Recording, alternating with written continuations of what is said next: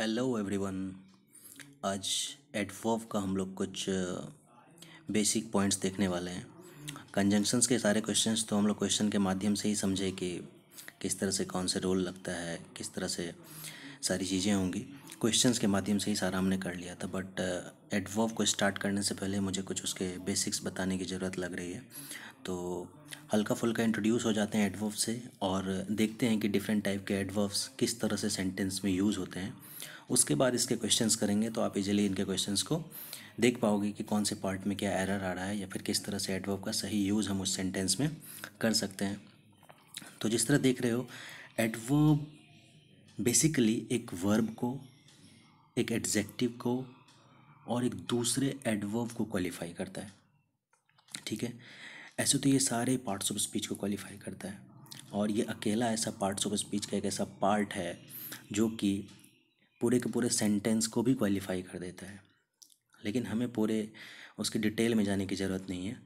हमें बस इतना पढ़ना है कि हमारे जो क्वेश्चंस हैं, जो एसएससी जिस टाइप के क्वेश्चंस पूछता है, बैंकिंग में जिस टाइप से एडवर्ब का एरर आप पकड़ पाओगे, वो सारी चीज़ें आप बस हैंडल कर पाओ। बस हमें उतना ही मेहनत करना है। तो बेसिकली एक वर्ब को, उसके बाद एक एडजेक्टिव को और ख़ुद अपने आप को क्वालिफाई करने की क्षमता रखता है एडवर्ब। एडवर्ब क्वालिफाई करता है। क्वालिफाई करने का सेंस क्या है?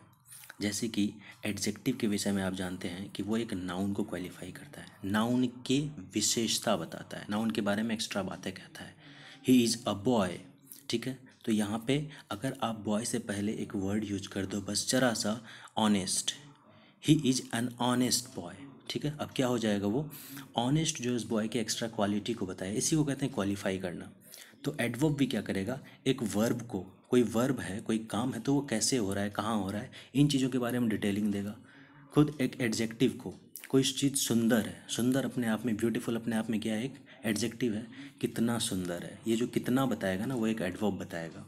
ठीक है, और अपने आप को खुद, कोई भी काम हो रहा है बहुत स्मूथली हो रहा है, ठीक है, या फिर बहुत केयरफुल्ली किसी काम को किया जा रहा है, कितना केयरफुल्ली किया जा रहा है, वेरी केयरफुल्ली, तो वेरी अपने आप में क्या हो जाएगा, एक एडवर्ब हो जाएगा। ये होता है क्वालिफाई करने का मतलब। ठीक है, जैसे कि आप पहले सेंटेंस में देख रहे हो, ही स्पीक्स क्लियरली। ये स्पीक क्या है, आपका एक वर्ब है। ठीक है, और क्लियरली क्या कर रहा है, उसको बता रहा है कि वो बोलता है, कैसे बोलता है, क्लियरली बोलता है। ठीक है, तो ये क्लियरली क्या हो गया, अपने आप में एक एडवर्ब हो गया।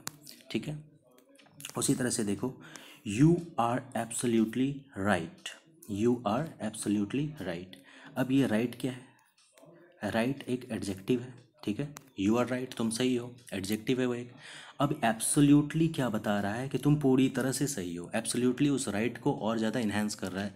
सो एब्सोल्युटली क्या हो जाएगा, एक एडवर्ब हो जाएगा, जो कि किसके लिए यूज़ हुआ है, एक एडजेक्टिव के लिए यूज़ हुआ है। ठीक है, नेक्स्ट एग्जाम्पल में देख सकते हो, she handle the situation very carelessly. उसने सिचुएशन को केयरलेसली हैंडल किया, नहीं, वेरी केयरलेसली हैंडल किया। ठीक है, तो केयरलेसली अपने आप में क्या है, एक एडवर्ब है। उसने सिचुएशन को हैंडल किया, कैसे हैंडल किया, केयरलेसली। हैंडल करना एक वर्ब है, केयरलेसली उसको क्वालिफाई कर रहा है, वो एक एडवर्ब हो गया। और उसको ये जो वेरी है, ये क्या कर रहा है, क्वालिफाई कर रहा है, वेरी केयरलेसली। तो वेरी अगेन क्या हो गया, एक एडवर्ब हो गया। ठीक है, तो एडवर्ब एडवर्ब को क्वालिफाई कर रहा है, आप इस तरह से देख रहे हो। तो बेसिकली ये तीन चीज़ें आपको ध्यान में रखनी है। अब जो इसके टाइप्स बनाए गए हैं, टाइप्स इस बेसिस पे बनाए गए हैं क्योंकि ये क्वालिफाई करता है एक वर्ब को, एक एडजेक्टिव को और खुद अपने आप को। तो जब वर्ब को क्वालिफाई करता है तो उस बेसिस पे इसके टाइप बनाए गए, क्या, कि कोई भी काम होता है तो कब होता है। ठीक है, कोई भी काम होता है तो कब होता है, यानी कि टाइम। तो एडवर्ब ऑफ टाइम वहीं से आया हुआ है कि कोई भी काम होता है तो कब होता है, टाइम बताएगा। जैसे ये सारे वर्ड्स जो हैं, टुडे, येस्टरडे, अगो, रिसेंटली, ये सारे क्या हैं, एडवर्ब ऑफ टाइम है। जैसे कि ही केम यस्टरडे, वो आया। ठीक है, उसका आना, ये कम जो है ना, अपने आप में एक वर्ब है। वर्ब को कौन एक्सप्लेन कर रहा है और ज़्यादा, यस्टरडे, वो कब आया इस चीज़ को बताया जा रहा है। तो यस्टरडे क्या हो गया, एडवर्ब ऑफ टाइम। उसी तरह से है एडवर्ब ऑफ प्लेस। कोई भी काम हुआ तो कहाँ हुआ। ठीक है, जैसे आप बोलते हो ना, कम हियर, तो कम एक वर्ब हुआ और हियर क्या हो जाता है, इस प्लेस को बताता है, कहाँ आना है, यहाँ आना है। तो ये सारे जो एडवर्ब ऑफ प्लेस में क्या आ जाएगा, here, there, far, near, everywhere, out, in. आप जब बोलते हो ना कम इन, कम इन में वो इन क्या है, कोई प्रपोजिशन है क्या, नहीं, प्रपोजिशन नहीं है। प्रपोजिशन का काम होता है कनेक्ट करने का, वर्ड्स को कनेक्ट करने का काम होता है उसका। लेकिन ये जो इन आप बोलते हो कम इन में, वो इन एक प्लेस को बताता है, आना है, कहाँ आ जाना है, रूम के अंदर आ जाइए, कम इन, ठीक है। तो उसी तरह ये इन भी, ये आउट भी, ये सारे क्या है, प्लेस को बता रहे हैं। कोई भी काम हो रहा है तो कहाँ हो रहा है, तो इस प्लेस को बताएगा तो क्या हो जाएगा, एडवर्ब ऑफ प्लेस, ठीक है। उसी तरह से डिफाइंड एडवर्ब ऑफ फ्रीक्वेंसी, कोई भी काम जो हो रहा है वो कितने अंतराल में हो रहा है, कितना फ्रीक्वेंट हो रहा है, उसी के हिसाब से फ्रीक्वेंसी बन गया। जैसे कि आपको बताया गया सेल्डम, सेल्डम क्या एक फ्रीक्वेंसी को बताते हैं, इसका मतलब होता है नहीं के बराबर, टाइम के सेंस में नहीं के बराबर, ठीक है। नेवर, नेवर भी क्या होता है, कभी नहीं। ऑलवेज, ऑलवेज क्या होता है, हमेशा। रेयरली, ऑफन, ये सारे वर्ड फ्रीक्वेंसी को बता रहे हैं। कोई भी काम होता है तो कितने अंतराल में होता है। जैसे ही ऑलवेज कम्स हियर, वो हमेशा यहाँ आता है, वो आता है यहाँ पे, उसको और ज़्यादा सिग्निफाई कौन कर रहा है, ऑलवेज, वो हमेशा यहाँ आता है। ऑलवेज क्या बता रहा है, फ्रीक्वेंसी को बता रहा है, उसके आने की फ्रीक्वेंसी को बता रहा है। So these are adverb of frequency. Next है एडवर्ब ऑफ क्वांटिटी। क्वांटिटी में क्या बताया जाएगा, कोई भी एडजेक्टिव है, जैसे कोई ब्यूटीफुल है तो कितना ब्यूटीफुल है, वेरी, वेरी ब्यूटीफुल, तो वेरी क्या हो जाएगा अपने आप में एक, वेरी क्या हो गया, एडवर्ब ऑफ क्वांटिटी हो गया। जैसे अनप्लेजेंट एडजेक्टिव्स के साथ क्या लगाते हो, टू, टू बैड, ठीक है, तो बैड एक एडजेक्टिव है, टू क्या हो जाता है आपका एक क्वांटिटी। उसी तरह मच, एनफ, क्वाइट, होली, ये सारे क्या है, एडवर्ब ऑफ क्वांटिटी हैं। उसी तरह से आएगा एडवर्ब ऑफ मैनर। मैनर क्या होता है, किस तरीके से, कोई भी काम हुआ किस तरीके से हुआ। वो बोलता है, कैसे बोलता है, केयरफुल्ली बोलता है, बहुत ध्यान से बोलता है, ठीक है। वो दौड़ता है, कैसे दौड़ता है, बहुत तेज़ दौड़ता है, ही रन्स फास्ट, फास्ट क्या हो गया, उसके मैनर को बता रहा है। तो बैडली और गुडली नहीं होता ना, गुड के लिए, गुड के लिए क्या होता है, वेल, ध्यान रखिए, केयरफुल्ली, फास्ट, फ्लुएंटली, ये सारे क्या है, एडवर्ब ऑफ मैनर है। कोई भी काम हो रहा है तो कैसे हो रहा है। ये टाइप्स आपके लिए जानना क्यों ज़रूरी है, क्योंकि इन्हीं टाइप्स के जरिए आपको पता चलेगा कि अच्छा ये इस क्वालिटी का एडवर्ब है, ये इस टाइप का एडवर्ब है, तो इसका यूज कैसे करना है। प्रॉपर यूज़ होता है उनका, सेंटेंस में प्रॉपर एक पोजीशन होता है। उस स्थान को जानने के लिए आपको जानना पड़ेगा क्या, ये डिफरेंट टाइप्स के एडवर्ब है। बहुत लोगों को पता होगा टुडे, यस्टरडे, ये सारे वर्ड हैं, लेकिन ये क्या है नहीं पता। पता भी है अगर एडवर्ब है तो कैसा एडवर्ब है, एडवर्ब ऑफ टाइम, ठीक है। ये सारी चीज़ें आपके दिमाग में क्लियर हो जाए, इसके लिए एडवर्ब्स के सारे टाइप्स हम लोग देखें। नेक्स्ट आता है कुछ डिफरेंट टाइप का जो एडवर्ब है, उसका हम लोग यूज़ सीखेंगे। जैसे टू मच और मच टू, बहुत इंपॉर्टेंट है, ध्यान रखिएगा। और ये दोनों ही एक्सप्रेशन सही है बिल्कुल। कहीं भी आपको मच टू मिलता है तो आप ये मत समझिएगा कि मच टू गलत होता है, हमेशा तो टू मच होता है, नहीं। टू मच और मच टू दोनों ही करेक्ट हैं, अलग अलग यूज है इसका। कैसा यूज है, मच टू का यूज करेंगे आप अनप्लीजेंट एडजेक्टिव के साथ करेंगे। Much two is used with unpleasant adjective. Unpleasant adjective क्या होता है, जो कि अच्छा नहीं लगता है, जैसे बैड, डिफ़िकल्ट, ठीक है, ये सारे क्या हो गए, अनप्लीजेंट एडजेक्टिव हो गए। तो आपको बोला गया क्या, आप मच टू का यूज कीजिए एडजेक्टिव के साथ, वो भी एडजेक्टिव कैसा होना चाहिए, अनप्लीजेंट होना चाहिए। और टू मच का यूज आप कीजिए किसके साथ, नाउन के साथ कीजिए। तो सेंटेंस में ध्यान रखिएगा कि कहीं पे अगर मच टू यूज हुआ है तो उसके बाद एक एडजेक्टिव होना चाहिए, कहीं पे अगर टू मच यूज हुआ है तो उसके बाद क्या होना चाहिए, एक नाउन होना चाहिए। इसी के बेसिस पे ये दोनों क्वेश्चन को आप देखिए। The death of his father is too much painful for him. The death of his father is too much painful. ये पेनफुल क्या है, ये पेनफुल क्या है, ये एक एडजेक्टिव है, ठीक है, एडजेक्टिव है। और आपने देखा क्या कि एडजेक्टिव से पहले किसका यूज़ करते हैं, एडजेक्टिव से पहले आप यूज़ करते हो, किसका यूज़ करते हो, मच टू का, ठीक है। एडजेक्टिव से पहले मच टू का, और एडजेक्टिव भी कैसा होना चाहिए, अनप्लेजेंट, ठीक है। तो यहाँ देखो बिल्कुल वही चीज़ है, पेनफुल लिखा हुआ है ना, पेनफुल क्या है, एक एडजेक्टिव है और अनप्लेजेंट एडजेक्टिव है, और क्या यूज़ कर दिया गया, टू मच, ठीक है। क्या यूज़ करना होगा, मच टू का यूज आपको करना होगा, much too should be used. The death of his father is much too painful for him, क्योंकि एडजेक्टिव से पहले मच टू का यूज होता है, ठीक है।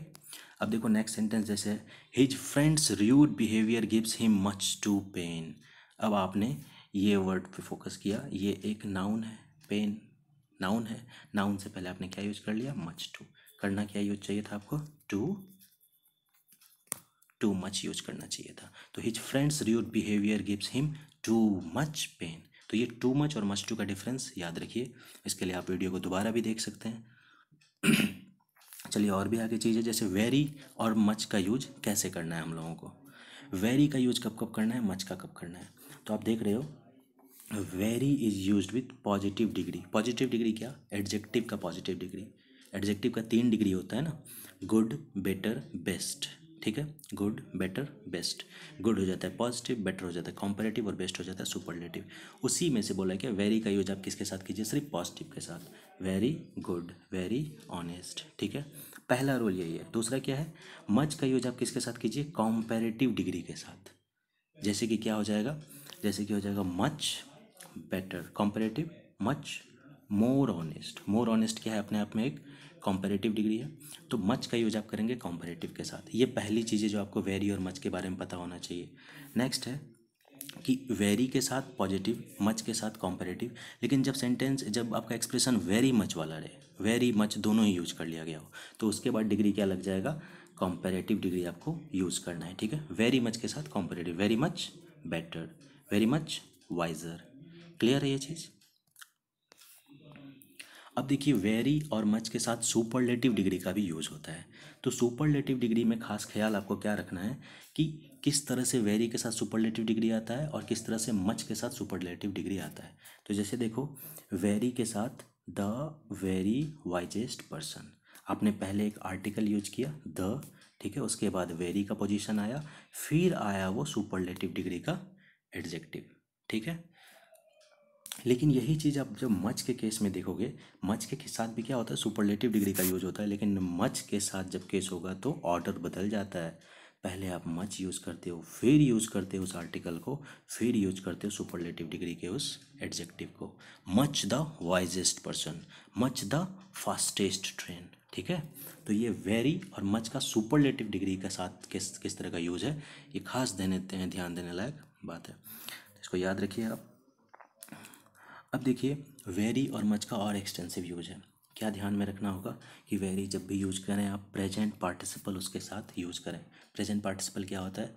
वर्ब का आईएनजी फॉर्म होता है, और पार्टिसिपल है तो वो एक एडजेक्टिव होगा। इतना तो क्लियर है। तो जैसे कि very interesting, I N G I N G form लगा हुआ है ना। एडजेक्टिव दो तरह के होते हैं ना पार्टिसिपल में, पास्ट और प्रेजेंट। प्रेजेंट में आईएनजी फॉर्म वाला आता है और पास्ट में वो जो वर्ब का थर्ड फॉर्म होता है वो वाला एडजेक्टिव आता है। तो very interesting, very challenging, very relaxing, ये वेरी के साथ आईएनजी फॉर्म वाले सारे पार्टिसिपल प्रेजेंट पार्टिसिपल यूज होंगे। उसी तरह से मच के साथ क्या यूज होगा? Past participle. पास्ट पार्टिसिपल यानी थर्ड फॉर्म वाला, जैसे कि surprised, admire, amazed.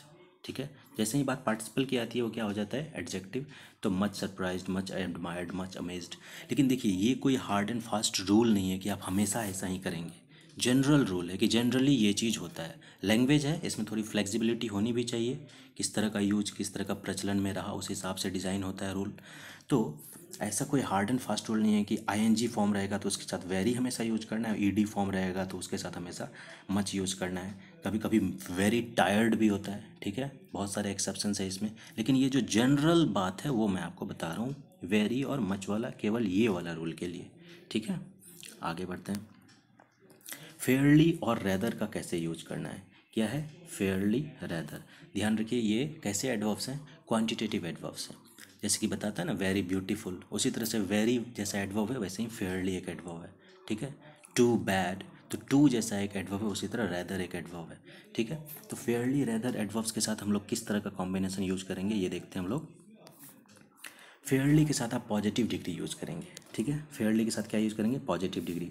Fairly good, Fairlie wise, Fairlie honest. ठीक है, और एक चीज़ ध्यान रखेंगे, क्या लिखा हुआ है? Only pleasant adjectives. Fairlie bad नहीं होता है। हालांकि बैड एक क्या है?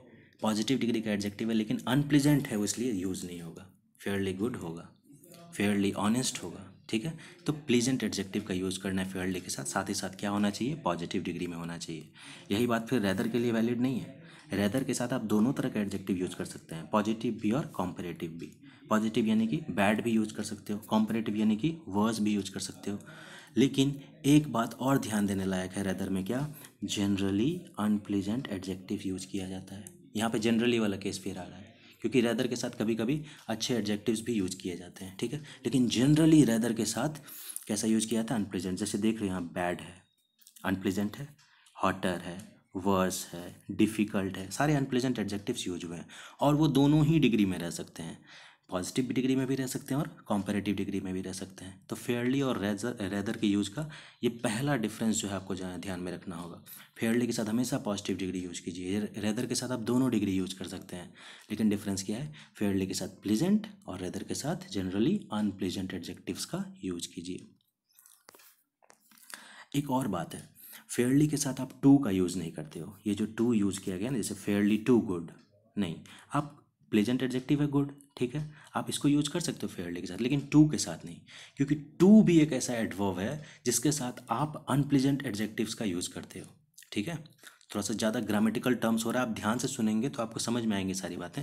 जैसे कि टू बैड होता है, टू बैड चलेगा, ठीक है, लेकिन टू बैड का मतलब क्या हो जाता है कि इतना बुरा जितना नहीं होना चाहिए, ठीक है। तो ये जो नहीं होना चाहिए, जो मीनिंग टू के साथ अटैच है ना, इसलिए इसके साथ जनरली अनप्लेजेंट एडजेक्टिव यूज किया जाता है। जैसे I am too glad to meet you, गलत हो जाएगा, क्यों, ग्लैड एक प्लेजेंट एडजेक्टिव है, मैं तुमसे मिलके इतना खुश हूँ कि बता नहीं सकता, इतना ज़्यादा खुश हूँ जितना नहीं होना चाहिए।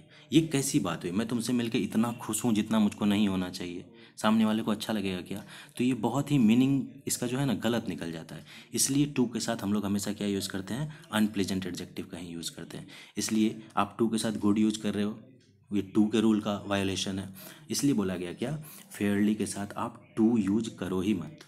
फेयरली के साथ टू वाइज यूज़ कर रहे हो, फेयरली वाइज ओके, टू मत यूज़ करो। लेकिन वही रेदर भाई साहब जो है इस चीज़ का अलाउ करते हैं। रैदर कहता है कि हम तो लेंगे टू, एडजेक्टिव लेंगे अपने साथ, क्योंकि हम अनप्लेजेंट एडजेक्टिव लेते हैं, और टू भी क्या लेता है अपने साथ, अनप्लेजेंट एडजेक्टिव लेता है। तो चलो भाई ठीक है, दोनों मिल के लेते हैं। रैदर टू बैड, सही है, रैदर टू डिफ़िकल्ट, सही है, बैड और डिफ़िकल्ट अनप्लेजेंट एडजेक्टिव है, टू के साथ रैदर आराम से आ सकता है। सो यहाँ पे आ गया। रैदर और टू का ये बेसिक डिफरेंस आपको अच्छे से समझ में आया होगा। नेक्स्ट देखते हैं, बहुत ही ईजी चीज़ है, एनफ। आप में से बहुत ज़्यादा लोग इससे परिचित भी होंगे। क्या करना है, एनफ का यूज कैसे करना है, लिखा हुआ है ना, just after the adjective and the adjective must be in positive degree. Adjective के बाद यूज करना है, आफ्टर। कब यूज करना है, एडजेक्टिव के बाद यूज करना है, पहले नहीं यूज करना है। और भी एक चीज़ क्या होना चाहिए कि adjective must be in positive degree, ठीक है। गुड के साथ यूज कर सकते हो, ठीक है, लेकिन आप बेटर के साथ यूज़ नहीं करोगे, क्योंकि एडजेक्टिव पॉजिटिव डिग्री में होना चाहिए। जैसे कि he is enough lucky to get selected. अब लक्की क्या है आपका, एडजेक्टिव है, ठीक है। अब बोला क्या, जस्ट आफ्टर द एडजेक्टिव, और आपने इनफ को कहाँ यूज कर लिया है, बिफोर यूज कर लिया है, गलत हो गया ना। सही क्या होगा, आप इस एनफ को उठा के क्या करोगे, इस एनफ को उठा के लक्की के बाद डाल दो, लक्की वर्ड के, लक्की जो एडजेक्टिव है उसके बाद डालो, सही हो जाएगा। He is lucky enough to get selected, हमेशा एनफ को एडजेक्टिव के बाद यूज करना है, ठीक है। तो अब बताओ ये वाला सेंटेंस में क्या गलती है, he is kind enough to help you. Kind क्या है आपका, एडजेक्टिव है, ठीक है, और एनफ को आपने उसके बाद यूज किया हुआ है, सही है, कोई दिक्कत नहीं है, he is kind enough to help you. तो ये सेंटेंस क्या हो जाता है आपका, पूरी तरह से सही है। नेक्स्ट सेंटेंस देखते हैं, he is greater enough to help to pardon you. He is greater enough, वो इतना महान है कि तुमको माफ़ कर सकता है, ठीक है। तो ये बात है, आपने एडजेक्टिव यूज किया हुआ है, उसके बाद एनफ यूज किया हुआ है, पहले वाले रूल के अकॉर्डिंग सब कुछ सही है, लेकिन लेकिन लेकिन आपने क्या यूज कर लिया है यहाँ पे, कॉम्पेरेटिव डिग्री का एडजेक्टिव यूज किया है। बोला क्या था, पॉजिटिव डिग्री का यूज करना है ना, तो ये ग्रेटर क्या हो जाएगा, ग्रेट हो जाएगा, ठीक है, great. He is great enough to pardon you, positive degree का एडजेक्टिव यूज करना है, ठीक है। इसी तरह से तीसरा सेंटेंस भी आपको समझ में आ जाएगा, he is richest enough to donate this huge amount.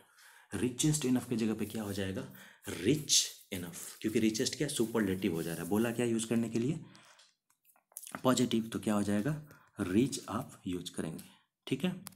आगे बढ़ते हैं, हार्ड और हार्डली। हार्ड और हार्डली में क्या डिफरेंस है, हार्ड जो है ना, हार्ड वर्ड, वो एडजेक्टिव भी है, एडवर्ब भी है, एडजेक्टिव भी है, एडवर्ब भी है। देखो यहाँ पे एक सेंटेंस से समझते हैं, the rickshaw puller works hard, work करता है, वर्ब है वर्क, ठीक है। तो ये क्या हो गया यहाँ पे, एडवर्ब के रूप में यूज हुआ है, ठीक है। हार्ड एक एडवर्ब भी है, एडवर्ब के रूप में यूज हुआ है। It's a hard nut to crack, nut क्या है, एक नाउन है, ये बहुत ही टेढ़ी खीर है कहते हैं ना, या फिर लोहे के चने चबाना जैसा काम है ये। तो hard nut to crack noun के लिए को आया हुआ है, हार्ड तो क्या हो गया ये, एडजेक्टिव। तो जो आपका जो हार्ड है वो दोनों ही पार्ट्स ऑफ स्पीच में एग्जिस्ट करता है, एडवर्ब भी है और एडजेक्टिव भी है। लेकिन हार्डली, हार्डली क्या है, एक एडवर्ब है। हार्डली क्या है, एक एडवर्ब है। They hardly comes to visit us. Hardly का मतलब क्या होता है, इसका जो है ना वो हार्ड से कोई लेना देना नहीं है, ये टाइम के सेंस को बताता है। वैसे भी है क्या, ये एडवर्ब फ्रीक्वेंसी है, तो क्या बताएगा, वो नहीं के बराबर यहाँ आता है, वो बहुत कम आता है यहाँ पे, तो he hardly comes to visit us, ये हमेशा एडवर्ब है, वो एडवर्ब के रूप में यूज़ होगा। इसलिए किसके लिए यूज हुआ है, कम्स, वर्ब के लिए यूज हुआ है खाली, इसका कोई एडजेक्टिव फॉर्म नहीं है, ये क्या है, अपने आप में एक एडवर्ब है। हार्ड और हार्डली का डिफरेंस होपफुली समझ में आया होगा आपको। एक और सेंटेंस देखो, this formula hardly helps any students to get the desired result. मतलब नहीं के बराबर ये फार्मूला हेल्प करता है स्टूडेंट्स को डिजायर्ड रिजल्ट लाने में, नहीं के बराबर हेल्प करता है। तो ये हार्डली क्या हो गया, वापस से किसके लिए आया, हेल्प के लिए आया। हेल्प वर्ब है, ये क्या हो गया, एडवर्ब। ठीक है, ये दोनों ही चीज़ का ध्यान रखना है आपको। उसी तरह आता है लेट एंड लेटली। लेट क्या है, एडजेक्टिव भी है और एडवर्ब भी है। ही इज़ लेट, यहाँ क्या हो गया, ये एडजेक्टिव हो गया। ठीक है, नेक्स्ट सेंटेंस है in the late 90s। 90s क्या है आपका, नाउन है, ये क्या हो गया आपका, एडजेक्टिव हो गया। ठीक है, उसके बाद दे केम लेट लास्ट नाइट, यहाँ पे क्या हो गया, वर्ब के क्वालिफाई करने के लिए आया हुआ है, तो ये क्या हो गया, एडवर्ब हो गया। लेकिन लेटली इस वर्ड से बिल्कुल अलग मतलब रखता है। लेटली का क्या मतलब होता है, लेटली मतलब होता है रिसेंटली, और ये एक एडवर्ब है, और एक एडवर्ब के रूप में ही केवल यूज किया जाएगा, इसका कोई एडजेक्टिव फॉर्म नहीं है। ठीक है, जैसे कि हैज़ ही कम लेटली, तो ये लेटली का मतलब ऐसा नहीं कि वो देर से आया, इसका मतलब क्या है, रिसेंटली। तो क्या वो रिसेंटली आया है यहाँ पे, क्या वो रिसेंटली आया, तो हैज़ ही कम लेटली, तो इस तरह से यूज होगा। तो ये क्या हो गया, एक एडवर्ब हो गया। तो लेट और लेटली का डिफरेंस आप समझे, लेट मतलब देर और लेटली मतलब रिसेंटली, बहुत अलग वर्ड है, लेकिन सुनने में सेम जैसे लगते हैं, इसलिए आपको इसका डिफरेंस जानना जरूरी हो जाता है। अगो, अगो के लिए बस एक खास बात आपको ध्यान रखना है, क्या, अगो जब भी टाइम एक्सप्रेशंस के साथ आएगा तो उसमें टेंस आपका पास्ट इंडेफिनिट रखना है सेंटेंस का। ठीक है, जैसे ये दोनों एग्जांपल देखो, he has come a month एगो, ये कौन सा टेंस हो गया, ये हो गया प्रेजेंट परफेक्ट। जबकि आपको क्या बोला गया कि अगर आप अगो यूज़ करो किसी टाइम के साथ, टाइम क्या है यहाँ पे, मंथ, उसके साथ आपने क्या यूज़ किया, अगो, आपका सेंटेंस का टेंस क्या होना चाहिए, पास्ट इंडेफिनिट। ये हैज़ कम क्या हो जाएगा, ही केम, कम नहीं, came, past indefinite, subject plus V2।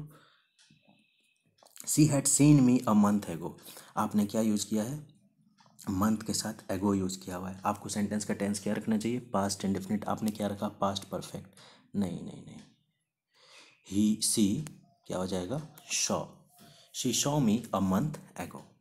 ठीक है।